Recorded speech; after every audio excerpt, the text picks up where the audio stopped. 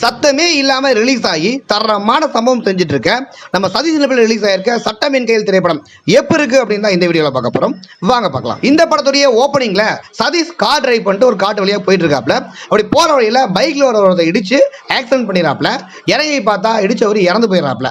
இறந்தவர் என்னடா பண்றதுன்னு தெரியாம டிக்கில தூக்கி போட்டு அவர் பாடி எங்க தூக்கி போட்டு எஸ்கேப் ஆயிடலாம்னு சொல்லிட்டு போறவரு அங்க இருக்க செக் போஸ்ட்ல போலீஸ்ல மாட்டிக்கிறாப்ல.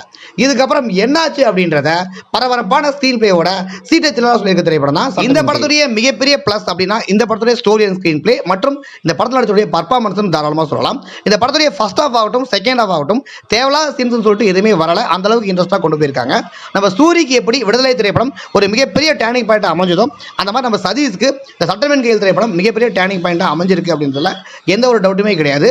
மொத்தத்தில் இந்த சட்டமேன் கையில் திரைப்படம் பார்த்தீங்கன்னா தேர்தலில் போய் உட்காந்து பார்க்க ஒரு ஒர்த்தான கிரைம் த்ரில்லர் மூவி தான். சட்டமேன் கையில் திரைப்படத்துக்கு எங்களோட ரேட்டிங் பார்த்தீங்கன்னா 4 out of 5.